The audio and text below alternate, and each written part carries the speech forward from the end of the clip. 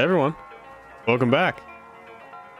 So on today's map, we're gonna have these two players, both notable. Not really gonna go into them. And we got this map, which is well, you see as we go along. And if you just want to skip it, here. Okay. So the first things to note, we have it's basically 2 base versus 1 base and an airport on both sides. The notable thing, well, yeah, there's also non-really disputable comm towers.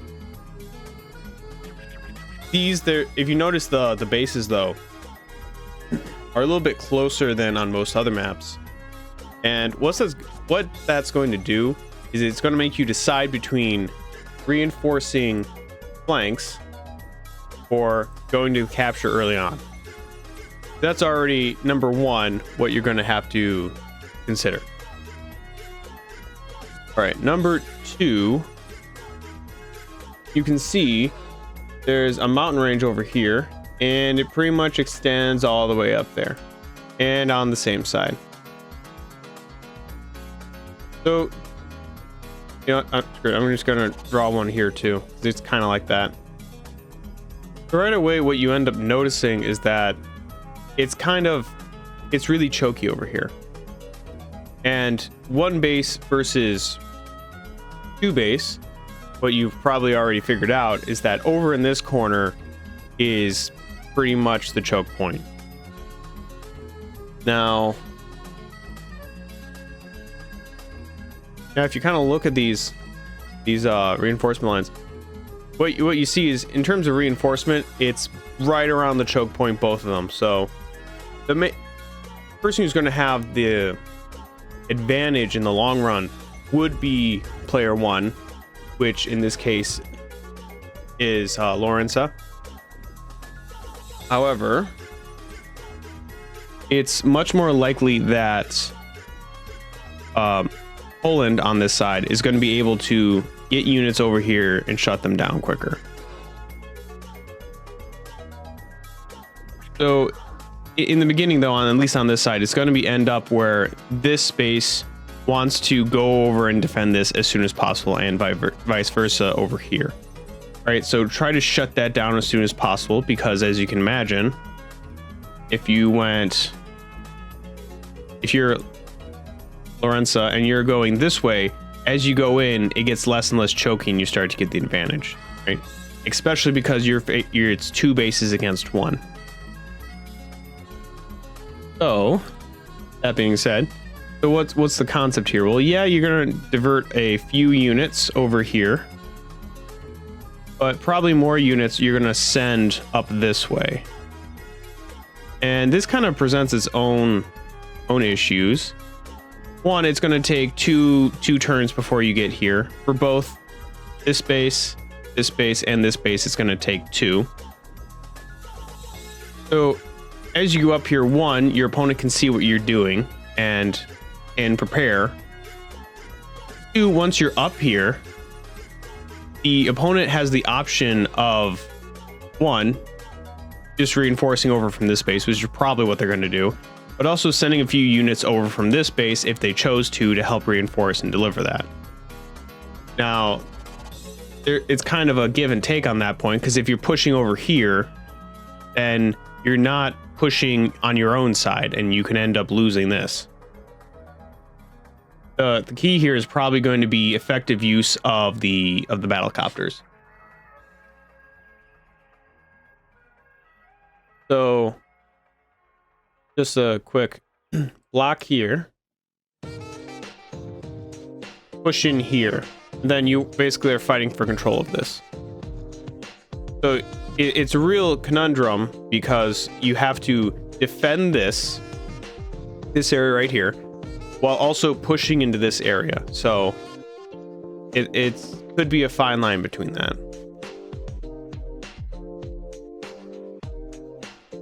So I'm going to show you real quick just the air support. And this is going to be the air support just for Lawrencea. And the only thing really notice is, of course, you're going to be using it on this side over here. But it's actually a little bit better than this one. Yeah, it was this one. So it's a little bit better than the 2-turn reinforcement for just vehicles. So it's going to be, this is really strong, as you can assume. There's mountains, there's seas to go over. There are ways for you to maneuver around anti-air somewhat. At the same time, there's only this one route to really push into.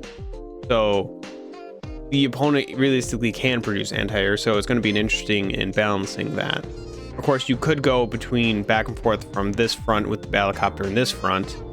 That's an option. Possibly. But keep in mind, you only have one base that you're going to have to be divvying up units. So to do that, maybe not. We'll see.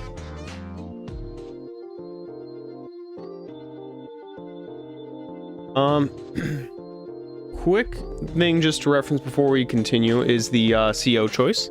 So if you're like me, I always thought that Javier was kind of like, he was only good on maps that had more than 2 comm towers. But after I looked at it for a little bit, what I ended up seeing is that, one, he does have good defenses against artillery, which incentivize Poland to not build artillery. Especially, it's going to be an issue with these little choky bits down here. It's going to be harder since if Poland creates artillery, they're not going to be as effective at their job, at their task, because of his extra defense. 2 is something I hadn't considered before, but looking into it makes plenty of sense, is that the comm towers by default give you an extra 10% of attack. So because Javier also gets defense, I don't know if you can see that up there, he also gets 10% defense to all his units when he gets it. Effectively, it kind of removes the opponent's comm tower. Now, the kind of nice thing about in this instance is that because the Advanced Wars is kind of, it favors defense over offense, the effective plus attack for Hawk is no longer plus 10, it's actually plus 9 and some change. Now, it's not going to make a huge difference, but basically you're getting a comm tower and your opponent's not getting a comm tower in this instance. That's actually a real cool concept I thought of. And pretty much it's almost, if you were to think of this as no comm towers now, Javier is essentially Hawk with extra defense on and artillery. So that's actually pretty cool. Also, one thing to note on his super, well, on his power in general, is that he kind of has a similar niche as like a base level convoy. And what I mean by that is when he pops his power, he gets extra damage, of course, to go in and hammer on to his opponents. And because he also gets that extra defense from his power, the following turn, it's more difficult for his opponent to retaliate and deal damage, or to quote unquote overextend if the opponent did. So that's kind of a nice little niche that he has. And I think in this case, because he doesn't have it, Poland's not going to want to make anti-air. I'm sorry, not anti-air, artillery. He has that advantage in terms of how Poland can respond to things, right? Because it's no longer the most effective counter for, let's say, mid-tanks and whatnot. Okay, enough yapping. Let's get on with the match. And the capture phase is nothing necessarily to write home about. It's going to be a balance, like I said earlier, of getting these. But the key thing here is how much do you divert to go attack versus how much you send in capture. Because it's most likely going to be that base right there that's going to be capturing those, most likely, because this base over here is going to have two tasks of keeping two bases at bay, as like on both fronts, right? It's going to have to find its balance there. Well, this is the only really free, base up for that. We shall see. Now, of course, because of what I just explained earlier, Javier really wants to get the comm tower as soon as possible. He wants to get his non-contested one. He's not worried about this at all because he's not going to get it, so he's not just going to put that out of his mind. And oftentimes, a lot of Javier players push for it, and it's just you spend too many resources trying to get it, and you're not getting that much in return. It doesn't give you enough of it. Well, it gives you a pretty good damage boost. I'm just going to send what I just said.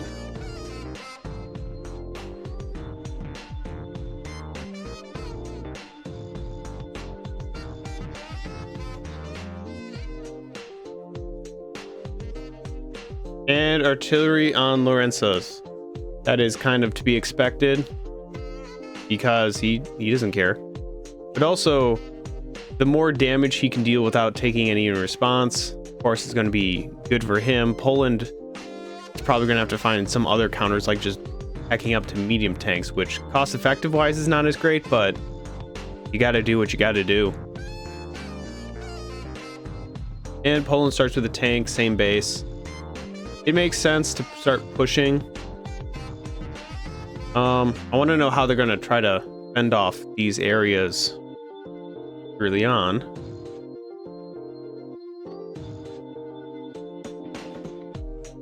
So most likely this guy up here is going to basically defend this, because I believe this is at the end of, yeah, this is one of those cities where it's a very, if player one doesn't play well, it's a very flippable city. So what I mean by that is, in terms of the capture phase, it's easy for the other player to capture this. To hold on to it may be another story. Basically, 1, 2, 3, 4. 1, 2, 3, 4, 5, 6. It's actually slightly closer for Poland. It's just going to be difficult because, again, 2 versus 1 base.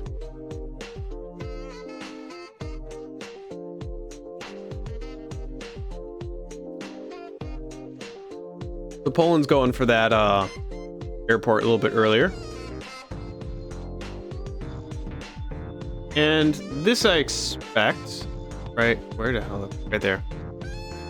Going up there to deal with that. I'm interested to see that. Poland's probably going to get in here, and his whole job is going to be trying to push Poland back out of this little area.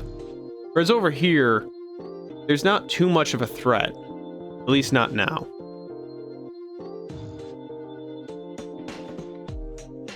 This isn't bad, but at the same time, you're going to be firing on it once it's captured, so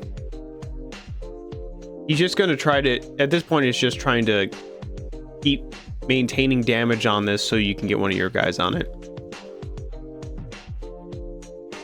And a second artillery. I'm willing to bet the artillery will go over here. I could be wrong.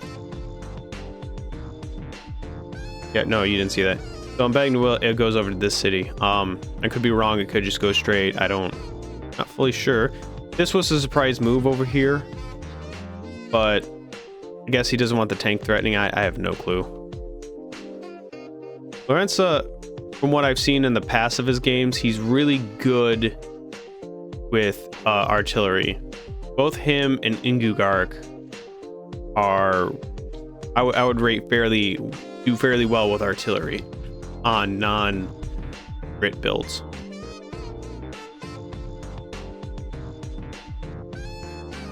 So if you pretty much defend this, it's going to be a decision to go over here or go down. I'm not sure about that yet. Seeing how this is positioning itself and he has more infantry on the way, I don't think the tank should go down. Probably the tank should go over. And more. He just keeps pumping these bad boys out. So Poland's kind of on a race against the clock here because he really wants to stop, not let Lawrencea just set these bad boys up. Another thing is Poland is right here where he definitely wants to get this and start dealing damage. Lawrencea wants to get this in response. It's going to take at least an extra turn for him to get that. And until then, he has to watch out.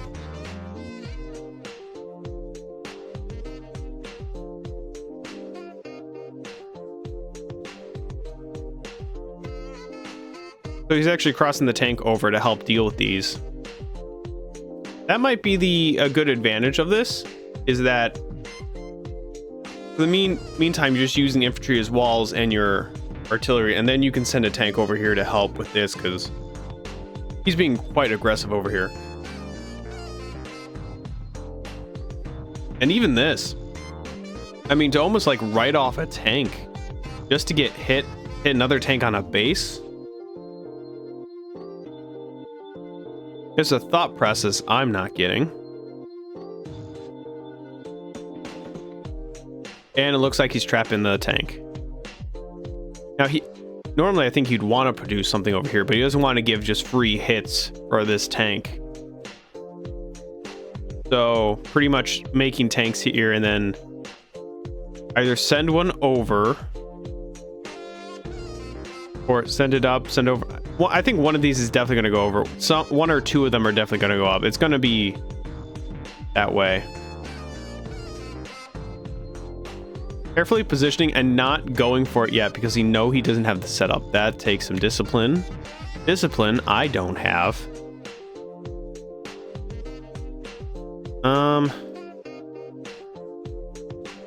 Well, you can still cover it with air. That's fine.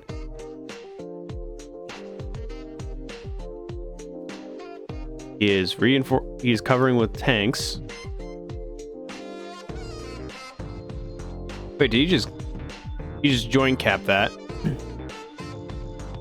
He really doesn't want him to blow through. I don't care about blowing through that wall though.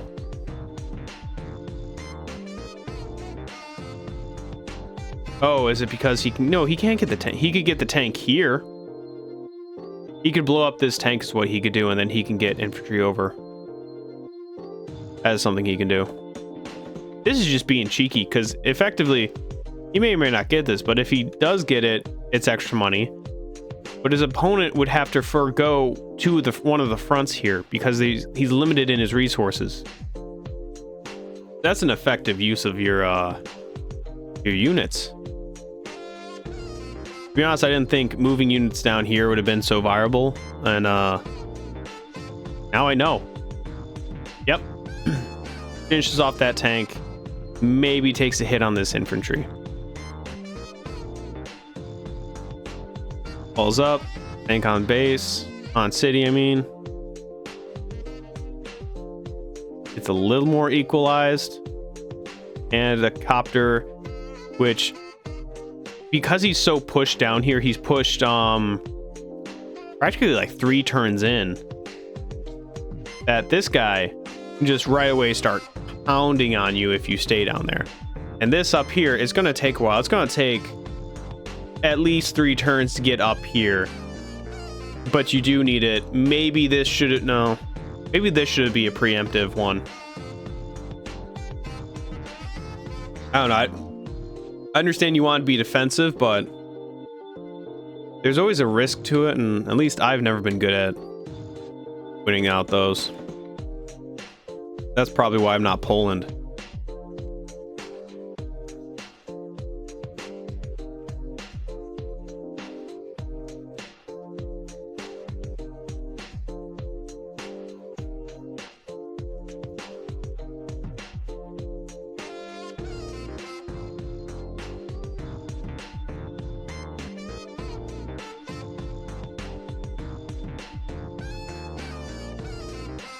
This one, I think he wants to get the base back. No, my thought. Oh, okay. So he has 2 options. He can this 3 of this 7. He's going for the damage, the value trade here. Really, the value trade. And he can actually finish off the unit with infantry. That's actually a good calculation. This one, again, if he could have hit it, but like to just knock off a 3 is not worth it. I think that's more worth it. And then you got a full tank here. Yep. You know, maybe if I just shut up and watch the game, I'll understand his movements a little bit better.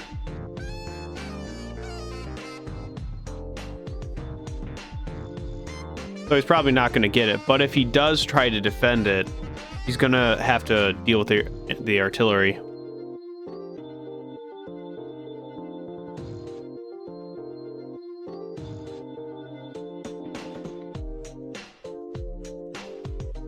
He is still not... He sees this helicopter.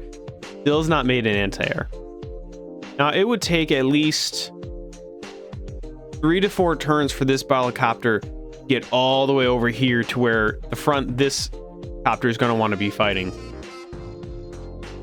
It's an interesting choice. I think he's just... Is he just ignoring it? Like, he's just ignoring the threat.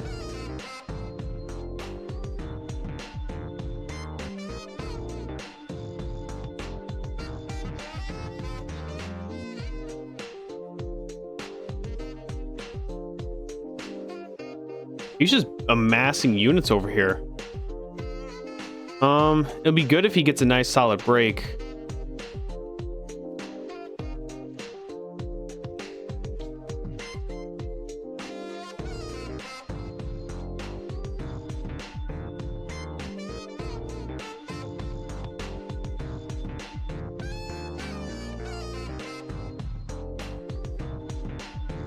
Yep, just walling up his units. Making sure he doesn't get any nice clean hits. Yeah, you're not gonna like. This is the weak link, but you're still not gonna get through to it. He wants to get these. There's not gonna be a clean way of getting it. Especially with more artillery, he's gonna wall up and push. Which on these small fronts, I don't blame you, because it's relatively easy to wall up with your bulkier units and push forward. Big open spaces, it's harder to wall up. Oh, and there's that anti-air. So the first turn on not producing an anti-air, it's probably because he knew it wasn't going to be a threat. And if you look at this, it is covering all his units, so he is prepared. Pulling back. There's a slight income lead up here, but it's not huge. It's mostly because... Yeah, this is the only one not gotten. So if Lawrence is able to capture this, then that he'll have an actual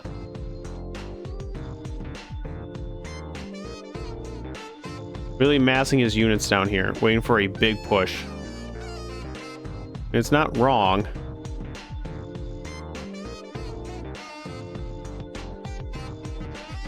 This whole side of the front is just kind of looking like it's just getting really stally over here. Over here is also getting stally, but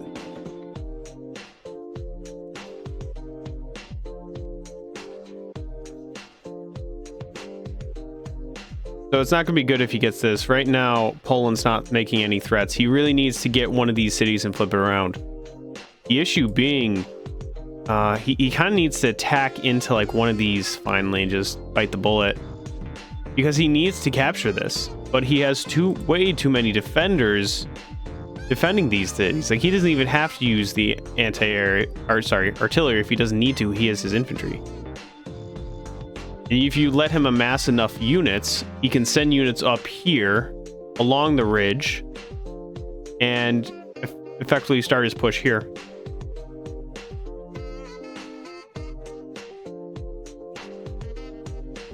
Yeah, these two are just like whatever you want to call those gaps, just kind of foregone, and I didn't see that coming. He's rearranging, pulling some back, almost like he wants Poland to push into him and then hit him with some retaliation.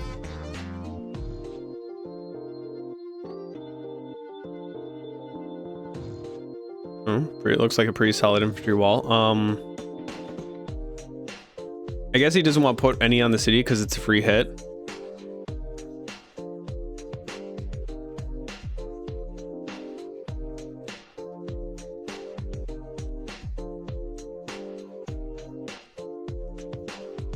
Yeah, this is looking like a pretty solid match.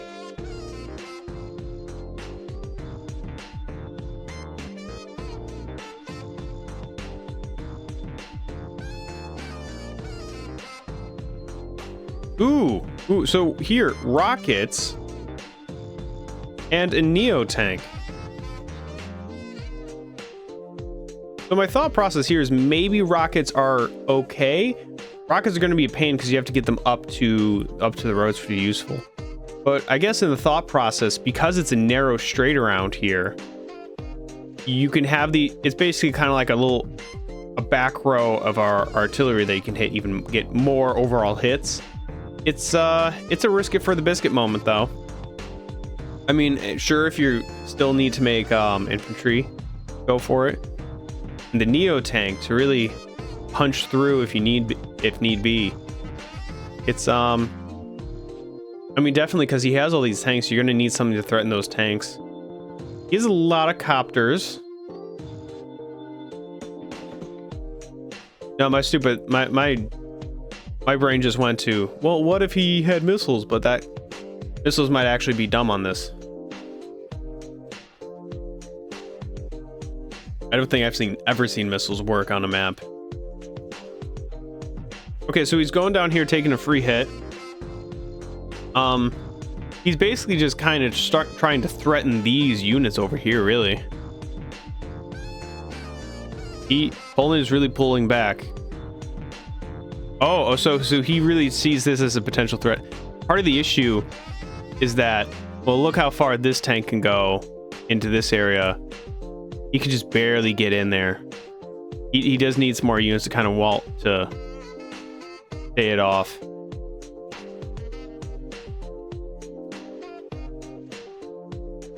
It's probably going to come down to just one big brawl, and then someone's going to get an advantage, and they're probably going to roller coaster that advantage. So here's the first thing. He's forcing Poland's hand. So Poland is already behind in income. So he can't continue this, otherwise it's already starting to snowball into Lawrence's favor. This would just further it if he does nothing. So Poland's got to do something. And then look, bomber. That might be good. It's kind of the go-to counter for a Neo tank. But because there's a lot of anti-air and... well, it also has a lot of copters, so there's going to be choosy. Maybe he can hit the Neo tank and wall it off. I don't know. He needs units right now. He needs a lot more units, and Lawrence's just kind of beating him in that department.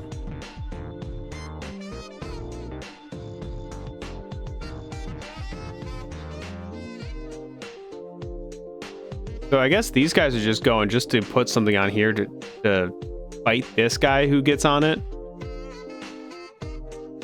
It's not a bad idea. It's just you don't have units over here when you need it, and you're kind of down. It's not looking great.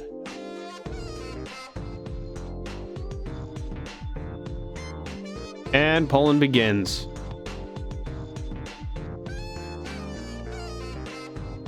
Starting with the infantry.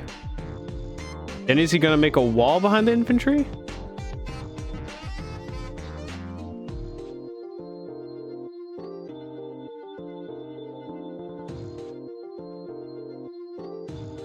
So I agree over here pulling these in. You're going to need it.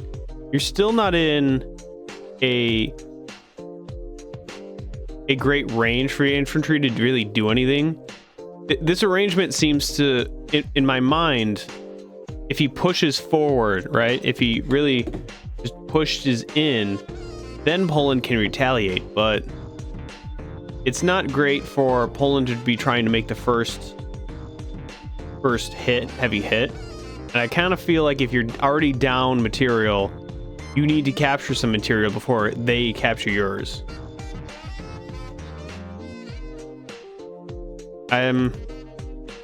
Just a little concern for you, man.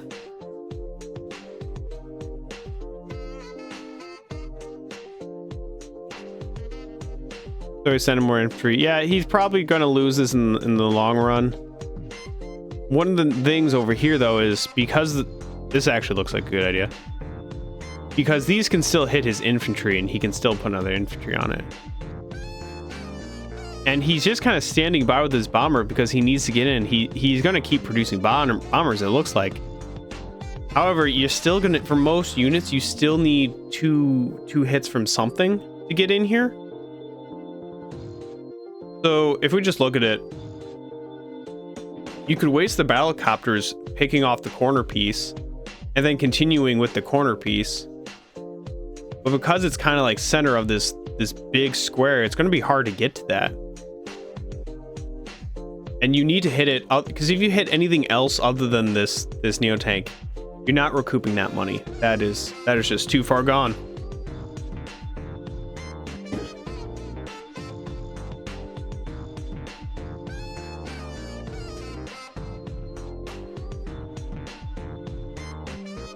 He moves back the Neo tank. Sure. I mean, always Neo tank on the city is good. Keep it nice and tucked away in your units. He's really going ham with that anti-air because he sees 2 bombers now, 4 copters. He doesn't have, or wait a minute, you got 3 copters. Which, in terms of for Poland, this is good because if he's building anti-air, he's not building tanks. You do seem to have the upper hand on tanks, but to push into this little bottleneck is not beneficial for you, and both of you know it. Both of you are just kind of waiting for a slip up.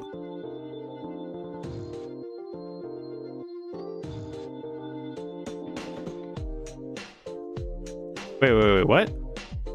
Okay, no, I thought he moved his infantry on that base. Yeah, so he needs infantry to... Yeah, they're playing little side games over here. Like, these infantry are going to go up, try to capture these.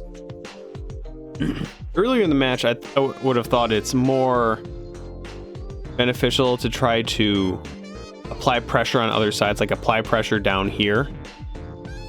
The issue being is, I'd be concerned at this point if you redirect some forces down or out, that's one of these two are just going to push in and start the attack.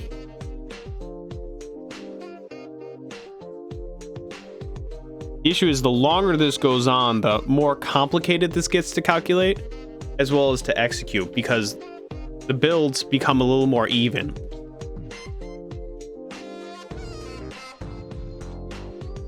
Balanced, I should say. They become more balanced.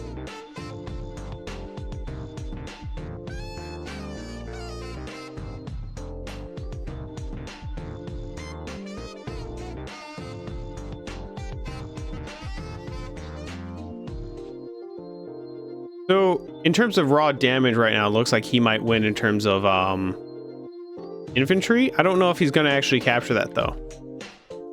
He did make an anti-air. Sorry, I keep saying that. It's an artillery. Jesus. Anyways, he made an artillery, which is probably going to go up and try to help capture this, because that's probably going to be really helpful, right? If he can flip his city and just keep getting that money, because already look at the income. Okay, granted, it's not that huge, but it's noteworthy. Lawrence is probably going to wait until the super. I wouldn't doubt it, just because get that extra bit of defense before you push in, because you just don't want him to be able to retaliate as effectively. And if you do this wrong, you just really screw. Okay, so now he's baiting with an anti-air. Because, yeah, you're taking an effective thing, but at the same time, you kind of... Well, he wrote that off, so... I think he has enough anti-air to actually give one up. And just try to bait Poland into fighting. You can kind of see it's really getting tight on space over here, because he's having to reposition his units, and he just has so many units that... at some point, he's going to run out of space to repositioning.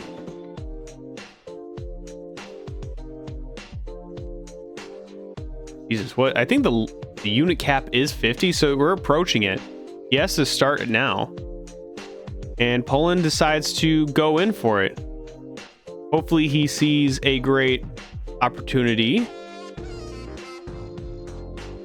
Not a bad way to go. Right here. Oh. Black Storm. Okay, he's doing it for the power. He didn't really need the heal up, but he wanted the 2 HP damage. Look at that. Cha-ching. But now, part of my mind. Oh, I see. So he sees Lawrence's got the power, so he knows, or he at least assumes that it's best for him to push in his next turn.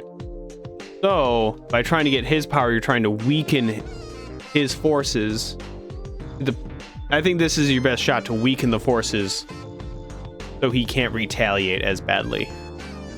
It's still gonna suck because he's gonna come in and try to hit you hard. Gonna get probably your bomber.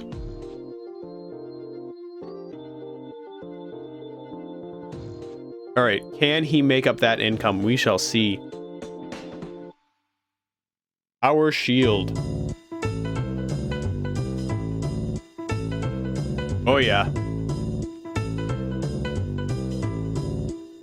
Even with one comm tower, it's more than I originally thought. Like, I hadn't considered it because, you know, I just follow the most picked COs just like a newbie. Then you miss out on it. If you don't think for yourself in terms of what CO is good, you start to miss out on like the potential of other things you hadn't thought of. Well, that the main player base has thought of. Yeah, I don't think it's about. I think it's just about keeping few units at bay, keeping from reinforcing this. So far, he actually pulled this out. He actually pulled out ahead a little bit. And so, well, again, Lawrence is player 1, so we'll see after Poland how far ahead he is. But I like this right here. If you saw that, I don't know if I can go back a little bit. Well, you can't really. It's not that big. But basically, he's pulling back. He pushes in with on one front, and he pulls back on another one. Right. That is ideally what you want to do.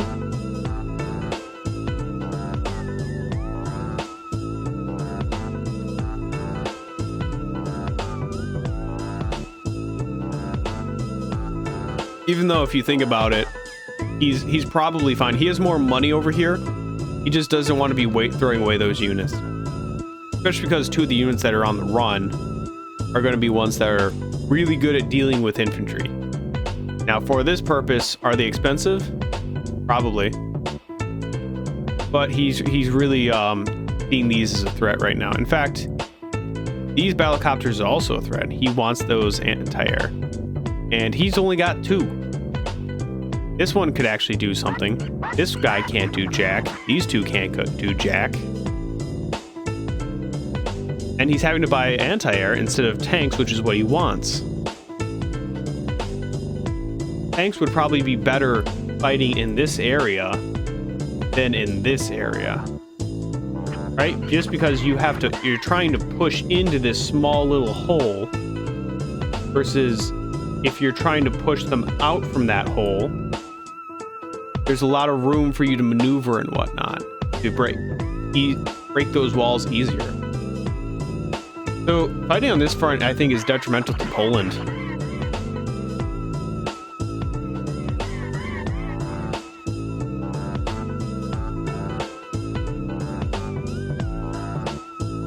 And more bombers. Bombers aren't bad, it's just they're expensive, so you really got to get your money's worth of them. And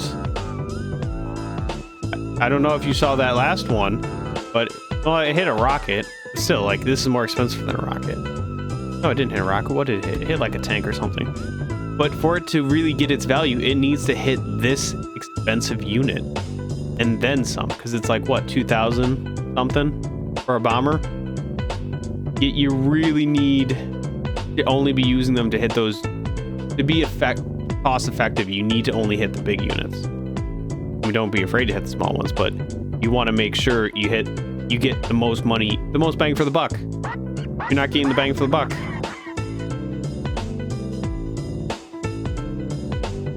This is not looking good for Poland. Poland's kind of losing on this front. He's losing on this front. He had to base skip to get this bomber. It is not looking good. And Lawrencea is already almost has their normal power, which maybe it'll be one of those games where they just use the normal. Or maybe he'll save up for the super again.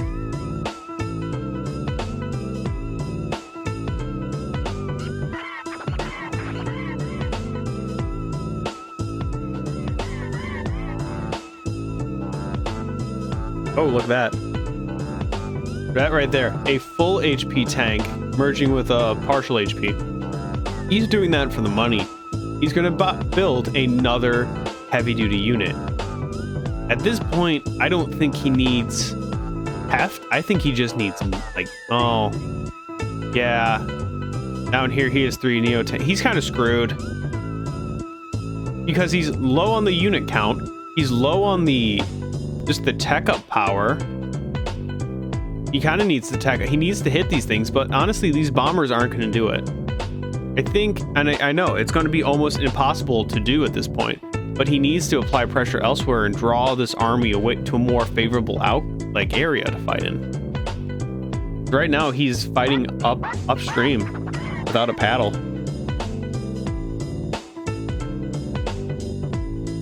You're like, sure, it only works here because, again, you can't put these guys on mountains, but still, you're using it to kill off infantry. Yeah, you're whittling down their walls, but you're not using them for the meat and potatoes of their army. Well, this guy might be able to hit something. Actually, yeah, this guy will be able to get a nice hit on here.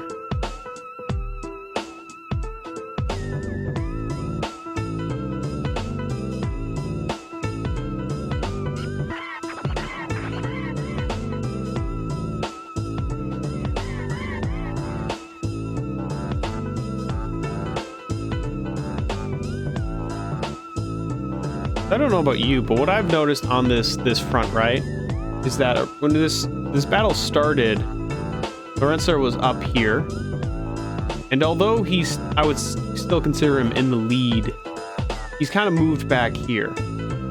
If anything, he's drawing Poland more into unfavorable areas, right?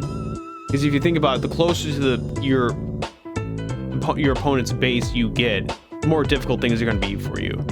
So he's pulling him into this base area, and once it's closed off like this, he can start picking him off a little bit easier with these. As well as he's pulling them into areas where his indirects are just sitting on bait cities. Like, this guy's going to heal up. He's going to be usable again. He's maintaining that unit count.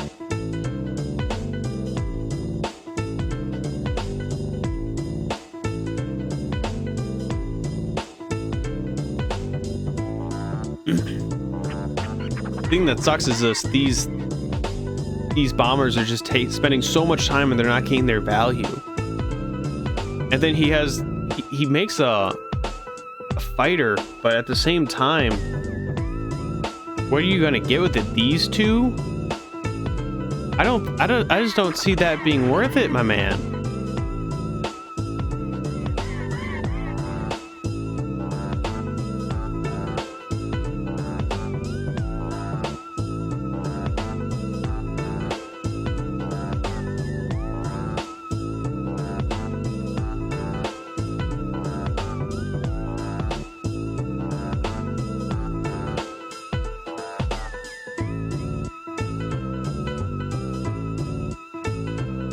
And then he's doing a nice job of just blocking all of this stuff from ever getting to the Neos. I don't think he's had to use the Neos yet. They're just kind of a threat. Because he has the Neos, Poland has to make bombers. I mean, if he's making bombers, he's spending all that money on bombers. He's not building other units that he probably could use more. You know, maybe this is just me talking, but perhaps artillery is not completely useless in this scenario. The only issue, because I think artillery on a tank is like a two-hit kill. I think you can still get that on base.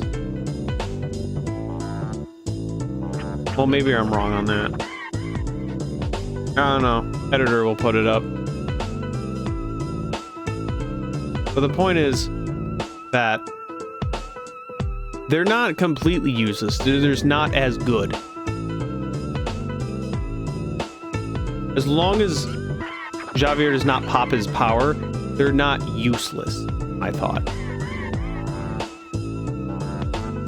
Or maybe I'm wrong. Because I just know if this is the case, I'd want artillery. The issue is that because one side has artillery, right? Like, you're going to be pushing into a side that has artillery. You're going to have the disadvantage. But at the same time, because this side has artillery, they're not going to want to push forward. You at least have that going for you. I still am tempted to want to try to push somewhere else somewhere. Because right here, he's lost this. I don't know.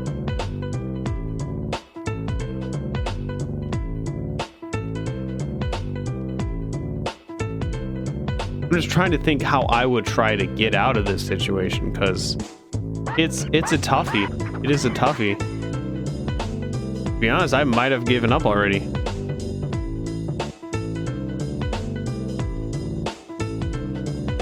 Oh, this is actually not a bad one. Very...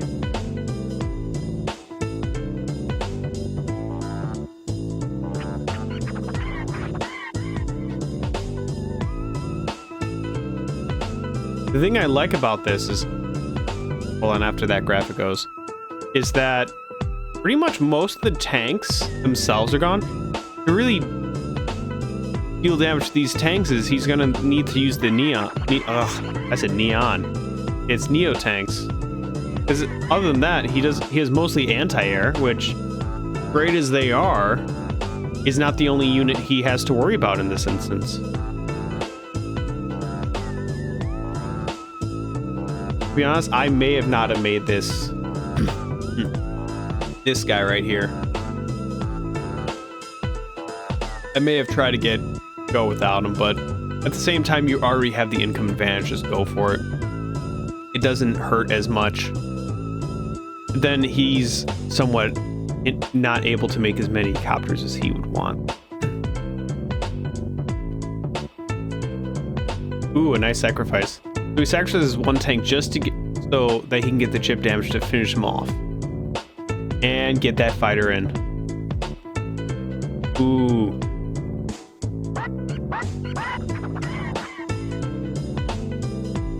He is doing a lot of damage. 50,000 difference. 60, almost 70,000. Difference of value right now.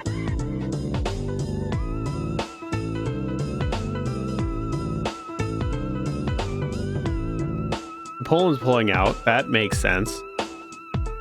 Oof.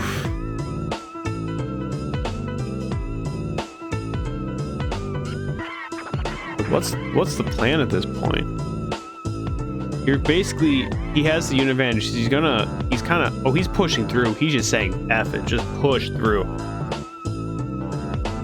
He is determined to deal with anything you have. Is he going to do fighter on fighter violence? Come on, do that fighter on fighter violence. Because he doesn't have any anti-air. The only thing he really has to effectively to fight copters is this. So if you take a nice solid hit on that,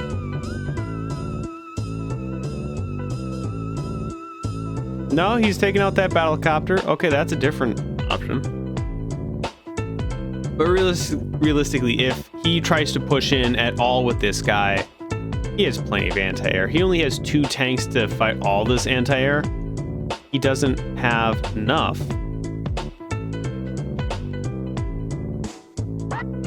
And he's still making copters. I understand you want to, but these guys are going to be able... Yeah, this guy's going to be able to one-shot that. bring in another guy. Boom, hit that. This little two guy can hit that. Oops. Ah, poo, I did it again. Oh well. Yeah, I skipped the turn, but honestly, it's not making a difference. He's locked down the airport. The next thing is going to be, he's probably just going to go for the capture. The win capture. He's probably not even going to try to quickly cap the HQ. I mean, go ahead. I don't... Because as long as he just maintains this and just captures this, you're screwed.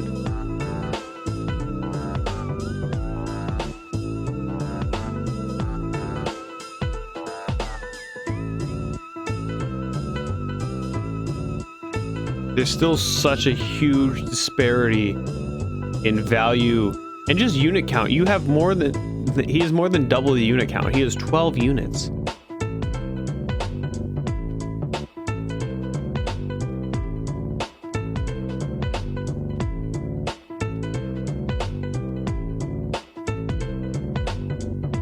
I'm just gonna fast forward this. Just power to power. Just base lock him with that one infantry guy. Yeah, he's 2 base locks. It's now 2 bases versus 1, right?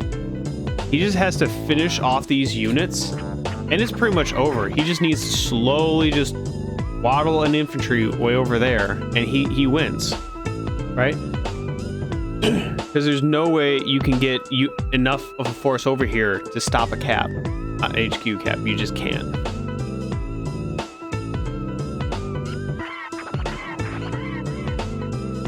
And right here, you can see it's loaded. He's ready to go drop off a unit next turn. Now that that's done, all of his forces is going to come out of this base and this airport. And he has the money. Look, 27,000.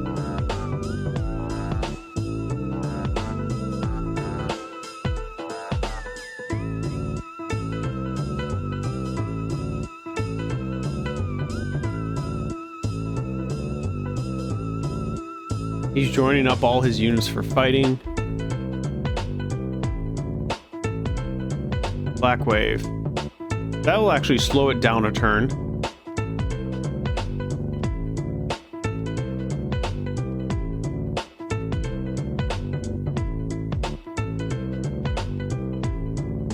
He doesn't seem to care. I like how he builds a stealth. He builds pipe runners. He knows he's won. He can't move pipe runners. He's locking down his own bases. And Poland builds a pipe runner because he knows what's going on. And boom.